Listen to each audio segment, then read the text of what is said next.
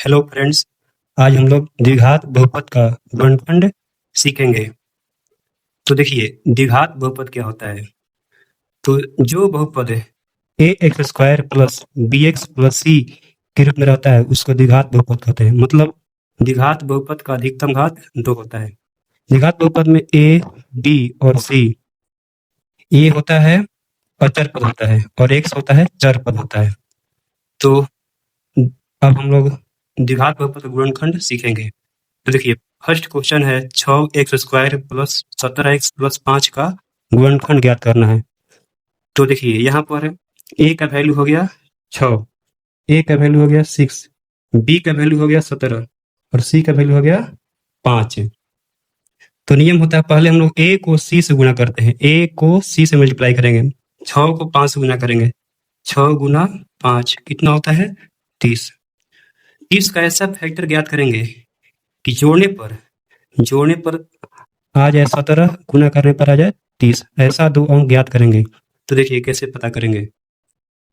30 का गुणनखंड करेंगे तो 30 का गुणनखंड में हम लोग 15 गुना 2 30 लिख सकते हैं। 15 गुना 2 30 होता है और 15 प्लस 2, 15 को 2 में जोड़ेंगे तो 15 प्लस 2 30 आता है।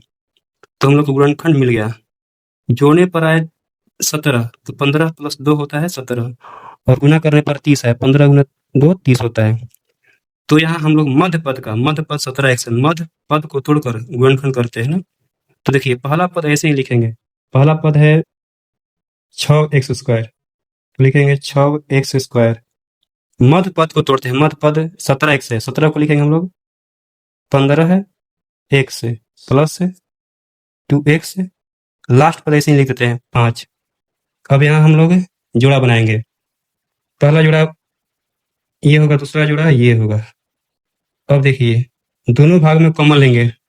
दोनों भागों में कॉमन हम लोग 6 को 3 गुना 2 लिख सकते हैं, 15 को 3 गुना 5 लिख सकते हैं।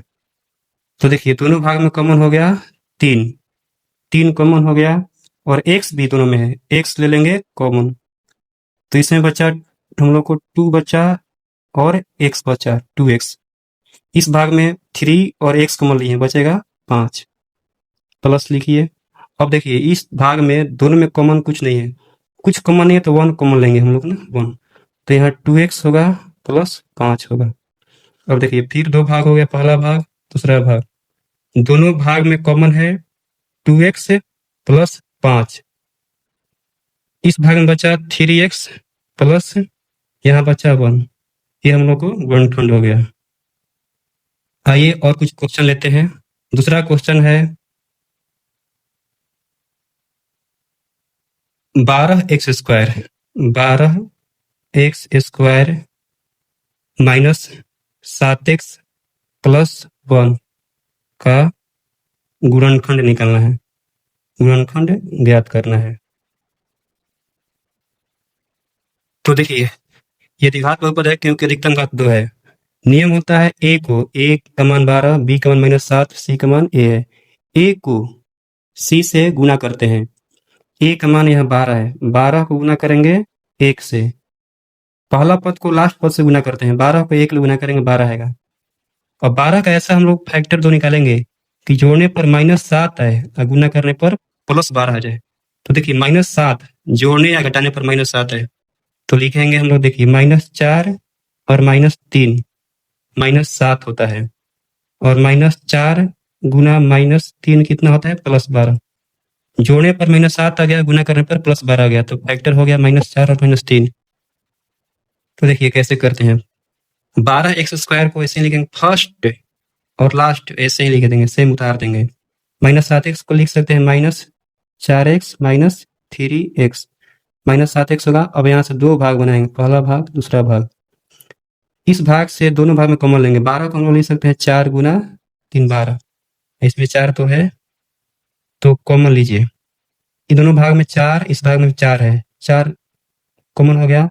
x भी देखिए, यहाँ x 2 है, यहाँ x 1 है, तो एक x ले लेंगे कॉमन, तो इसमें बचेगा 3 बचा और x बचा। यहाँ गुना करके भी हम लोग जांच कर सकते हैं। 4 गुना 3 12 आ गया, x गुना x x², ठीक है। माइनस 4x कॉमन लिए हैं तो यहाँ बचेगा 1। अब देखिए दोनों भाग में यहाँ माइनस है तो माइनस कॉमन ले लीजिए, कुछ कॉमन नहीं मिल रहा है तो 1 लेंगे कॉमन। इस भाग में बचेगा माइनस, कॉमन लिए हैं, बचा 3x। और देखिए यहाँ प्लस है, हम लोग माइनस कॉमन लिए हैं तो चिन्ह बदलता है, प्लस का माइनस होगा, -1। अब नेक्स्ट स्टेप, दोनों भाग में देखिए, दो भाग में बट गया, माइनस से पहले माइनस के बाद। दोनों भागों में कॉमन क्या है? 3x - 1, तो 3x - 1 लेंगे कॉमन। इस भाग में बचेगा 4x - 1। ये हम लोग का फैक्टर हो गया। आइए कुछ और उदाहरण लेते हैं और समझते हैं गुणनखंड कैसे निकाला जाता है। थर्ड क्वेश्चन ले रहे हैं, 2x square plus 7x plus 3 का हम लोग को गुणनखंड निकालना है। तो देखिए ये द्विघात बहुपद है क्योंकि अधिकतम घात 2 है। a का वैल्यू 2, b का वैल्यू 7, c का वैल्यू हो गया 3। तो नियम होता है a को गुना करते हैं c से, पहला को अंतिम पद से गुना करेंगे, तो 2 गुना 3 कितना होगा? 6 होगा। अब 6 के गुणनखंड से ऐसा दो अंक पता करेंगे जिसको जोड़ने पर प्लस 7 आए, गुना करने पर 6 आए। जोड़ने पर 7 आए प्लस में, गुना करने पर प्लस 6 आए। तो देखिए 6 के गुण, 6 को हम लोग लिख सकते हैं 6 गुना 1, 6 गुना 1 6 होता है, और 6 प्लस 1 7 होता है। तो गुणनखंड हम लोग को मिल गया 6 और 1। तो यहाँ पर हम लोग पहला पद को सेम लिखते हैं 2x स्क्वायर, और अंतिम पद को ऐसे ही लिखते हैं, केवल मध्य पद को तोड़ते हैं, 7x लाना है। 7x को हम लोग लिख दे सकते हैं 6x प्लस 1x, 7x हो गया। यहाँ से दो बनाएंगे, पेयर बनाएंगे, दो जोड़ा बनाएंगे। अब देखिए पहला भाग में कॉमन है 2, क्योंकि 6 को भी हम लोग लिख सकते हैं 2 गुना 3 6 होता है, तो 2, और दोनों भागों में x भी है, 2x हो गया कॉमन। यह इस भाग में बचा है x प्लस 2 लिया कॉमन, बचा 3 प्लस। अब देखिए इस भाग में, दोनों भाग में कॉमन क्या है? कॉमन कुछ नहीं है तो 1 कॉमन लेंगे, 1x प्लस 3। नेक्स्ट स्टेप होगा, अब देखिए फिर दो भाग हो गया। अब ये दोनों भागों में कॉमन क्या दिखाई दे रहा है? x प्लस 3 दोनों भाग में है, तो हम लोग x प्लस 3 लेंगे कॉमन। तो इस भाग में बचा 2x और इस भाग में बचा 1। ये हो गया हम लोग का गुणनखंड।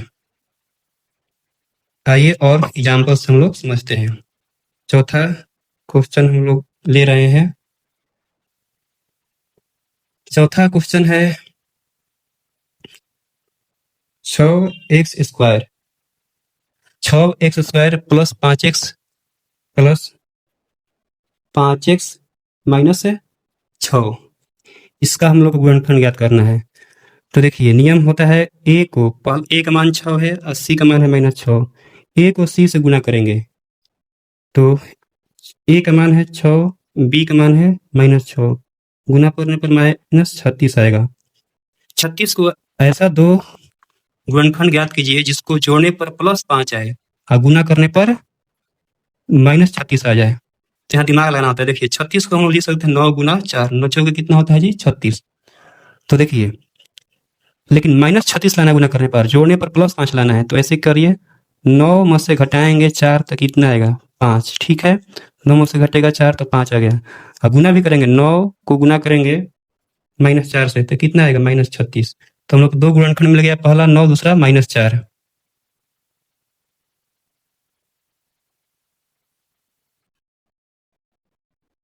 देखिए अब गुणनखंड कैसे करेंगे? पहला पद सेम लिखेंगे 6x स्क्वायर, दूसरा पद को लिखेंगे हम लोग 5x, 9x माइनस 4x, 9 में घटेगा 4, 5x हो गया -6।